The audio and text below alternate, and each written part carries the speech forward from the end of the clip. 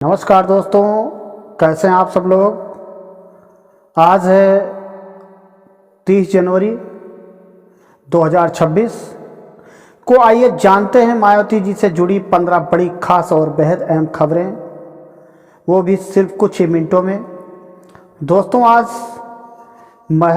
मायावती जी ने दलित और समाज को लेकर एक ऐसा बड़ा और चौंकाने वाला कदम उठाया है जिसने राजनीतिक हलकों में नई चर्चा छेड़ दी है। लेकिन उस फैसले की पूरी सच्चाई और उसका असली असर आपको वीडियो के बिल्कुल अंत में ही मिलेगा। इसलिए दोस्तों, इस वीडियो को शुरू से आखिरी तक आपको जरूर देखना है। दोस्तों, ये सिर्फ खबरें नहीं बल्कि बहुजन समाज के हक, सम्मान और भविष्य से जुड़ी बातें हैं।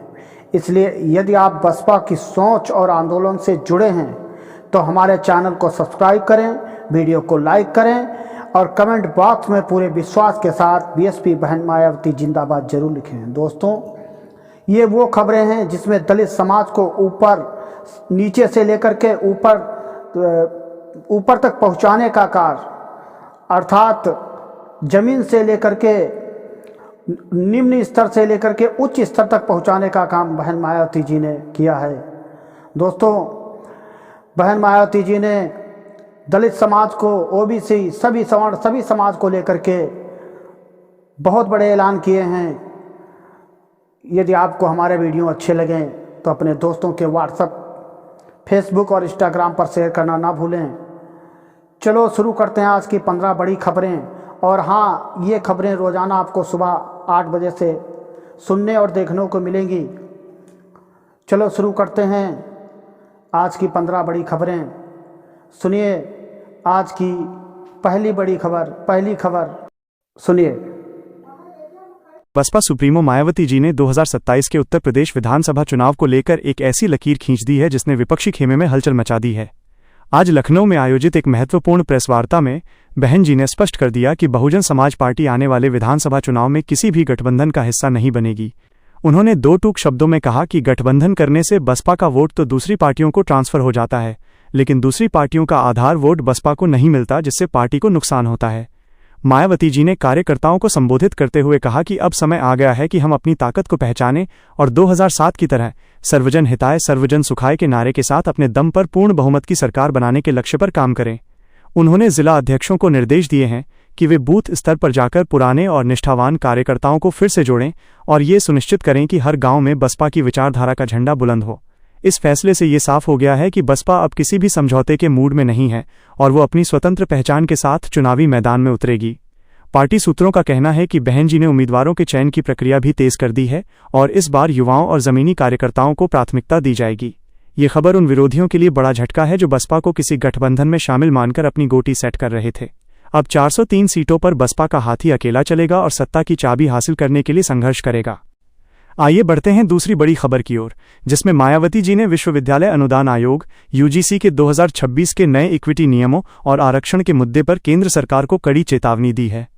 हाल ही में सुप्रीम कोर्ट द्वारा यूजीसी के नियमों पर लगाई गई रोक का स्वागत करते हुए बहन जी ने कहा कि सरकार और संवैधानिक संस्थाओं को दलितों, पिछड़ों और आदिवासियों के हक के साथ खिलवाड़ करने की कोशिश बंद करनी चाहिए। उन्होंने सोशल मीडिया प्लेटफॉर्म एक्स पर लिखा कि उच्च शिक्षण संस्थानों में समानता के नाम पर जो नए नियम लाए जा रहे हैं वे असल में आरक्षित वर्गों के प्रतिनिधित्व को कम करने की एक सोची समझी साजिश है।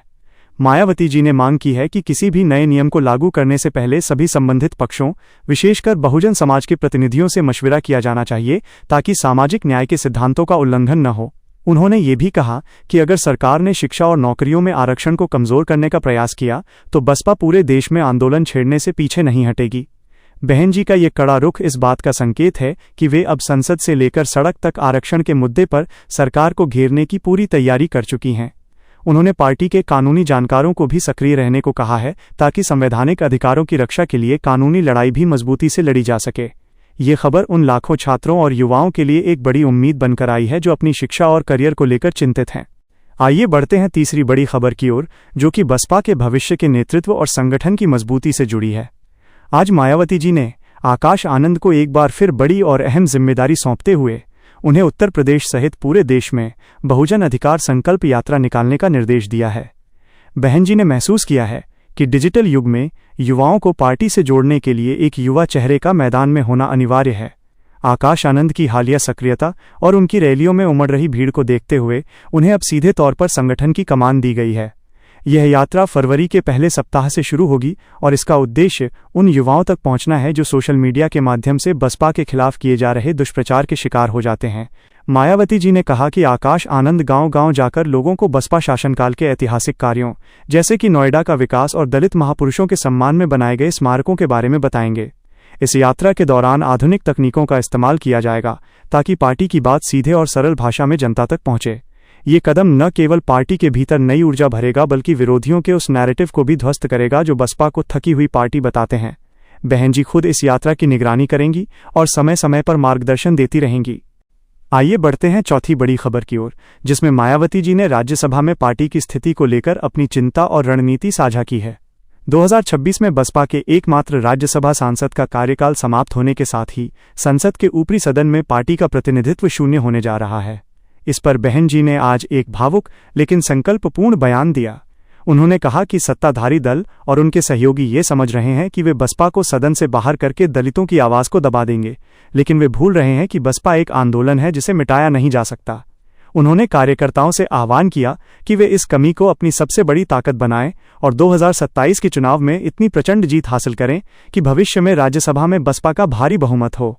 उन्होंने कहा कि सदन में सीटों का कम होना हमारे हौसले को कम नहीं कर सकता, क्योंकि हमारी असली ताकत जनता है।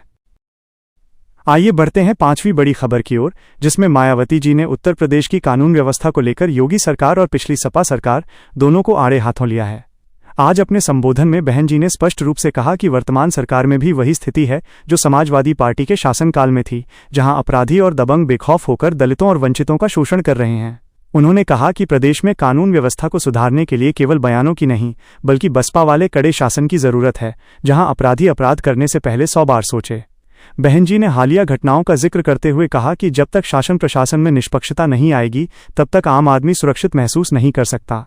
उन्होंने कार्यकर्ताओं से कहा कि वे सरकार की विफलताओं को जनता के बीच ले जाएं और उन्हें बसपा शासन के उस स्वर्ण युग की याद दिलाएं जब गुंडे और माफिया या तो जेल में थे या प्रदेश छोड़कर भाग गए थे। आइए बढ़ते हैं छठी बड़ी खबर की ओर, जो कि ब्राह्मण समाज और बसपा के पुराने रिश्तों को फिर से जिंदा करने से जुड़ी है। मायावती जी ने आज एक बहुत ही महत्वपूर्ण बयान देते हुए कहा कि ब्राह्मण समाज को किसी का बाटी चोखा या प्रतीकात्मक स्नेह नहीं चाहिए, बल्कि उन्हें उचित सम्मान, राजनीति में भागीदारी और रोजगार के ठोस साधन चाहिए। उन्होंने आरोप लगाया कि विपक्षी दलों ने केवल चुनाव के समय ब्राह्मणों का इस्तेमाल किया है, जबकि बसपा ने सतीश चंद्र मिश्रा जैसे नेताओं को सम्मान देकर हमेशा इस समाज की चिंता की है। बहन जी ने भाईचारा कमेटियों को आदेश दिया है कि वे प्रबुद्ध वर्ग के सम्मेलनों की तैयारी शुरू करें ताकि 2027 में दलित ब्राह्मण गठजोड़ का वही करिश्मा दोहराया जा सके जिसने 2007 में बसपा को ऐतिहासिक बहुमत दिलाया था। आइए बढ़ते हैं सातवीं बड़ी खबर की ओर, जिसमें मायावती जी ने ईवीएम की विश्वसनीयता पर एक बार फिर गंभीर सवाल उठाए हैं। उन्होंने कहा कि देश भर में ईवीएम के खिलाफ बढ़ता आक्रोश इस बात का सबूत है कि जनता का भरोसा अब इस मशीन से उठ चुका है। बहन जी ने मांग की है कि आगामी विधानसभा चुनाव और पंचायत चुनाव पूरी तरह से बैलेट पेपर से कराए जाएं ताकि लोकतंत्र की शुचिता बनी रहे। उन्होंने कार्यकर्ताओं को चेतावनी दी कि जब तक चुनाव बैलेट पेपर से नहीं होते तब तक हर बूथ पर बहुत ज्यादा सावधानी बरतने की जरूरत है। उन्होंने कहा कि बसपा की लड़ाई केवल राजनीतिक विरोधियों से नहीं बल्कि उस सिस्टम से भी है जो बहुजन समाज के वोट की ताकत को कमजोर करना चाहता है। आइए बढ़ते हैं आठवीं बड़ी खबर की ओर, जिसमें बहन जी ने बहुजन समाज के नेताओं की घर वापसी का रास्ता खोल दिया है।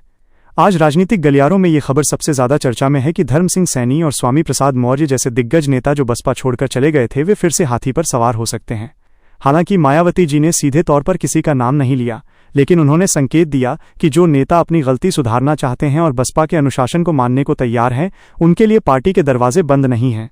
इस कदम को अखिलेश यादव KPDA फॉर्मूले की काट के रूप में देखा जा रहा है, जिससे बसपा अपने पुराने OBC दलित मुस्लिम समीकरण को फिर से मजबूत करना चाहती है। नौवीं बड़ी खबर की ओर, जिसमें मायावती जी ने देश की आर्थिक स्थिति और बढ़ती बेरोजगारी पर केंद्र सरकार को बड़े पैमाने पर घेरने की योजना बनाई है। बहन जी ने आज एक विशेष प्रेस नोट जारी करते हुए कहा कि केवल बड़े बड़े दावों से जनता का पेट नहीं भरता। उन्होंने आंकड़ों के साथ बताया कि कैसे ग्रामीण इलाकों में रहने वाले दलित और पिछड़े परिवार आज भी 2 वक्त की रोटी के लिए संघर्ष कर रहे हैं। मायावती जी ने मांग की है कि सरकार को मनरेगा जैसी योजनाओं का बजट बढ़ाना चाहिए और शहरों में भी रोजगार गारंटी योजना लागू करनी चाहिए। उन्होंने कहा कि जब बसपा की सरकार थी तब हमने बिना किसी शोर शराबे के लाखों युवाओं को स्थायी सरकारी नौकरियां दी थीं, लेकिन आज की सरकारें केवल संविदा और आउटसोर्सिंग के नाम पर युवाओं का शोषण कर रही हैं।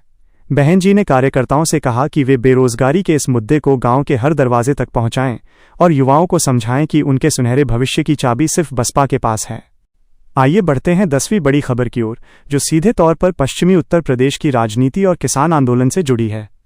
मायावती जी ने आज किसानों के मुद्दों पर अपना रुख स्पष्ट करते हुए कहा कि किसानों की समस्याओं का समाधान केवल एमएसपी की गारंटी देने से ही संभव है। उन्होंने पश्चिमी यूपी के कद्दावर नेताओं के साथ बैठक की और निर्देश दिया कि बसपा को किसानों के बीच अपनी पैठ फिर से बनानी होगी। बहन जी ने कहा कि किसानों का कोई धर्म या जाति नहीं होती, वे केवल अन्नदाता हैं और बसपा उनके हर संघर्ष में साथ खड़ी है। उन्होंने गन्ने के दाम और समय पर भुगतान न होने के मुद्दे को भी जोर शोर से उठाया। मायावती जी का ये कदम जयंत चौधरी और अखिलेश यादव के प्रभाव वाले क्षेत्र में बसपा की खोई हुई जमीन वापस पाने की एक बड़ी रणनीतिक कोशिश माना जा रहा है। आइए बढ़ते हैं 11वीं बड़ी खबर की ओर, जिसमें मायावती जी ने सोशल मीडिया की ताकत को समझते हुए पार्टी के आईटी सेल को पूरी तरह से हाईटेक बनाने का फैसला किया है। उन्होंने आदेश दिया है कि जिला स्तर पर ऐसे युवाओं की भर्ती की जाए जो ग्राफिक डिजाइनिंग और वीडियो एडिटिंग में माहिर हों, ताकि विपक्षी दलों द्वारा फैलाए जा रहे झूठ का मुकाबला तथ्यपूर्ण वीडियो के साथ किया जा सके। बहन जी ने कहा कि हमारे विरोधी सोशल मीडिया पर अरबों रुपए खर्च करके बसपा की छवि खराब करने की कोशिश करते हैं, लेकिन अब हमारे कार्यकर्ता अपने मोबाइल फोन के जरिए ही इस साजिश का मुंहतोड़ जवाब देंगे। उन्होंने निर्देश दिया कि पार्टी के हर छोटे बड़े फैसले और जनहित के कार्यों को सोशल मीडिया पर तुरंत वायरल किया जाए, ताकि जनता को सच्चाई का पता चल सके। आइए बढ़ते हैं 12वीं बड़ी खबर की ओर, जिसमें मायावती जी ने बहुजन समाज की उन उपजातियों पर ध्यान केंद्रित किया है जो अक्सर मुख्यधारा की राजनीति में पीछे छूट जाती हैं। उन्होंने घोषणा की है कि बसपा अब अति पिछड़ा और अति दलित जातियों के लिए अलग से विशेष सम्मेलन आयोजित करेगी। बहन जी का मानना है कि इन वर्गों को केवल वोट बैंक की तरह इस्तेमाल किया गया है, लेकिन सत्ता में इन्हें उचित भागीदारी नहीं मिली। उन्होंने पाल, प्रजापति, कश्यप, निषाद और मौर्य समाज के प्रतिनिधियों को पार्टी संगठन में उच्च पदों पर आसीन करने का फैसला लिया है। मायावती जी ने कहा कि जब तक समाज के अंतिम पायदान पर खड़े व्यक्ति को सत्ता की भागीदारी नहीं मिलेगी, तब तक बाबा साहेब का सपना पूरा नहीं होगा। इस कदम से विपक्षी दलों के समीकरण बिगड़ते नजर आ रहे हैं। आइए बढ़ते हैं 9वीं बड़ी खबर की ओर, जिसमें मायावती जी ने उत्तर प्रदेश की वर्तमान आर्थिक स्थिति और बढ़ती बेरोजगारी पर गहरी चिंता जताई है। आज के विशेष संबोधन में उन्होंने कहा कि प्रदेश के करोड़ों शिक्षित युवा आज दर दर की ठोकरें खाने को मजबूर हैं और सरकार केवल कागजी आंकड़ों में विकास का ढिंढोरा पीट रही है। बहन जी ने साफ तौर पर कहा कि जब बसपा की सरकार थी तो हमने लाखों सफाई कर्मियों, शिक्षकों और पुलिसकर्मियों की सीधी भर्ती की थी, जिससे मध्यम और गरीब वर्ग के परिवारों में खुशहाली आई थी। उन्होंने आरोप लगाया कि वर्तमान सरकार आउटसोर्सिंग के नाम पर युवाओं का शोषण कर रही है और उन्हें उनके हक से वंचित रख रही है। मायावती जी ने युवाओं को भरोसा दिलाया है कि 2027 में बसपा की सरकार बनते ही रुकी हुई सभी सरकारी भर्तियों को प्राथमिकता के आधार पर पूरा किया जाएगा और संविदा पर काम कर रहे कर्मचारियों के लिए ठोस नीति बनाई जाएगी। आइए बढ़ते हैं 10वीं बड़ी खबर की ओर, जिसमें मायावती जी ने मुस्लिम समाज के प्रति विपक्षी दलों के ढोंग को उजागर किया है। आज उन्होंने एक महत्वपूर्ण बैठक में कहा कि सपा और कांग्रेस जैसे दल केवल चुनाव के वक्त मुसलमानों को वोट बैंक की तरह इस्तेमाल करते हैं, लेकिन जब उनके हक और सुरक्षा की बात आती है तो ये दल चुप्पी साध लेते हैं। बहन जी ने याद दिलाया कि बसपा के शासनकाल में कभी कोई बड़ा सांप्रदायिक दंगा नहीं हुआ और हर धर्म के लोग सुरक्षित महसूस करते थे। उन्होंने मुस्लिम समाज के बुद्धिजीवियों से अपील की है कि वे किसी के बहकावे में न आएं और बसपा के साथ मिलकर एक मजबूत विकल्प तैयार करें। उन्होंने कहा कि बसपा ने हमेशा मुस्लिम समाज को राजनीति में उचित प्रतिनिधित्व दिया है और आगे भी देती रहेगी, क्योंकि समाज का वास्तविक उत्थान केवल सत्ता में भागीदारी से ही संभव है। आइए बढ़ते हैं 11वीं बड़ी खबर की ओर, जिसमें मायावती जी ने सरकारी स्कूलों और अस्पतालों की बदहाली पर सरकार को घेरा है। उन्होंने कहा कि आज गरीब आदमी के लिए अपने बच्चों को अच्छी शिक्षा देना और इलाज कराना लगभग असंभव हो गया है। सरकार सरकारी संस्थानों को जानबूझकर कमजोर कर रही है ताकि निजी कंपनियों और बड़े कॉरपोरेट घरानों को फायदा पहुंचाया जा सके। बहन जी ने अपनी सरकार की उपलब्धियों को गिनाते हुए कहा कि हमने गांवों तक पक्के स्कूल और स्वास्थ्य केंद्र पहुंचाए थे, जिनकी आज अनदेखी की जा रही है। उन्होंने कार्यकर्ताओं से कहा कि वे इन मुद्दों को जनता के बीच उठाएं और बताएं कि बसपा की सर्वजन हिताय नीति ही जनता की समस्याओं का एकमात्र समाधान है। उन्होंने घोषणा की कि बसपा अब स्वास्थ्य और शिक्षा के अधिकार को अपना प्रमुख चुनावी मुद्दा बनाएगी। आइए बढ़ते हैं 12वीं बड़ी खबर की ओर, जिसमें मायावती जी ने पश्चिम उत्तर प्रदेश और पूर्वांचल के किसानों के बकाया गन्ना भुगतान के मुद्दे को उठाया है। उन्होंने कहा कि चीनी मिल मालिक और सरकार की मिलीभगत के कारण किसान आज भी अपने हक के पैसों के लिए आंदोलन कर रहे हैं। बहन जी ने चेतावनी दी कि अगर जल्द ही किसानों का पूरा भुगतान ब्याज सहित नहीं किया गया तो बसपा के कार्यकर्ता जिला मुख्यालयों का घेराव करेंगे। उन्होंने कहा कि किसान इस देश की रीढ़ है, लेकिन वर्तमान नीतियों के कारण वो कर्ज के बोझ तले दबा जा रहा है। मायावती जी ने किसानों से वादा किया कि बसपा की सरकार आने पर गन्ना मूल्य में ऐतिहासिक वृद्धि की जाएगी और भुगतान की ऐसी पारदर्शी व्यवस्था लागू की जाएगी जिससे किसानों को किसी के सामने हाथ न फैलाना पड़े। आइए बढ़ते हैं 13वीं बड़ी खबर की ओर, जिसमें मायावती जी ने बहुजन समाज के महापुरुषों और स्मारकों की उपेक्षा को लेकर कड़ा रुख अख्तियार किया है। उन्होंने लखनऊ और नोएडा में बने स्मारकों और पार्कों की खराब स्थिति पर सरकार को घेरते हुए कहा कि ये केवल पत्थरों की इमारतें नहीं हैं, बल्कि करोड़ों दलितों और पिछड़ों के स्वाभिमान का प्रतीक हैं। बहन जी ने आरोप लगाया कि पिछली सरकारों ने इन स्थलों के रखरखाव का बजट रोककर बाबा साहेब और मान्यवर कांशीराम जी के विचारों को दबाने की कोशिश की है। उन्होंने स्पष्ट चेतावनी दी कि अगर इन राष्ट्रीय धरोहरों की अनदेखी बंद नहीं हुई तो बसपा का एक एक कार्यकर्ता सड़कों पर उतरकर अपना विरोध दर्ज कराएगा। उन्होंने ये भी कहा कि बसपा सत्ता में आते ही इन स्मारकों की भव्यता को फिर से बहाल करेगी और महापुरुषों के सम्मान के साथ कोई समझौता नहीं किया जाएगा। आइए बढ़ते हैं 14वीं बड़ी खबर की ओर, जिसमें मायावती जी ने सोशल मीडिया के बढ़ते प्रभाव को देखते हुए अपनी पूरी रणनीति बदल दी है। आज उन्होंने आईटी सेल की एक गुप्त बैठक में निर्देश दिया कि बसपा की विचारधारा को जन जन तक पहुंचाने के लिए व्हाट्सएप, फेसबुक और यूट्यूब का आक्रामक तरीके से इस्तेमाल किया जाए। उन्होंने कहा कि हमारे विरोधी फर्जी खबरों और एडिटेड वीडियो के जरिए बहुजन समाज को गुमराह कर रहे हैं, जिसका जवाब हमें तथ्यों और बसपा शासनकाल के असली कामों के साथ देना होगा। बहन जी ने खुद डिजिटल टीम को मॉनिटर करने का फैसला लिया है ताकि विपक्षी दलों के दुष्प्रचार का तुरंत खंडन किया जा सके। उन्होंने कार्यकर्ताओं से कहा कि हर हाथ में मोबाइल और हर मोबाइल में बसपा की बात होनी चाहिए, क्योंकि ये डिजिटल क्रांति ही आने वाले चुनाव का रुख तय करेगी। आइए बढ़ते हैं 15वीं और सबसे महत्वपूर्ण खबर की ओर, जिसने पूरे देश की राजनीति में खलबली मचा दी है। दोस्तों, वीडियो की शुरुआत में मैंने जिस चौंकाने वाले कदम की बात की थी वो अब आपके सामने है। आज 30 जनवरी 2026 को मायावती जी ने घोषणा की है कि वे अब केवल उत्तर प्रदेश ही नहीं बल्कि देश के उन सभी राज्यों में बहुजन मिशन शक्ति नाम से एक नया कैडर विंग लॉन्च कर रही हैं, जहां बहुजन समाज की स्थिति दयनीय है। यह विंग सीधे मायावती जी के निर्देशों पर काम करेगा और इसका मुख्य उद्देश्य उन गांवों तक पहुंचना है जहां आज भी दलितों पर अत्याचार हो रहे हैं। बहन जी का ये कदम केवल चुनाव जीतने के लिए नहीं बल्कि एक नए सामाजिक बदलाव के लिए है। उन्होंने साफ कर दिया है कि अब बसपा केवल सत्ता की राजनीति नहीं करेगी बल्कि दबे कुचले लोगों की सुरक्षा के लिए एक मजबूत सुरक्षा कवच तैयार करेगी। इस फैसले ने यह साबित कर दिया है कि बहन जी एक बार फिर अपने पुराने और आक्रामक तेवर में लौट आई हैं, जो विरोधियों के लिए बड़ी चुनौती साबित होगा। दोस्तों, ये थीं आज की 15 बड़ी खबरें। अगर आप मायावती जी के इन फैसलों का समर्थन करते हैं और चाहते हैं कि बहुजन समाज का स्वाभिमान फिर से लौटे, तो कमेंट बॉक्स में बीएसपी बहन मायावती जिंदाबाद जरूर लिखें।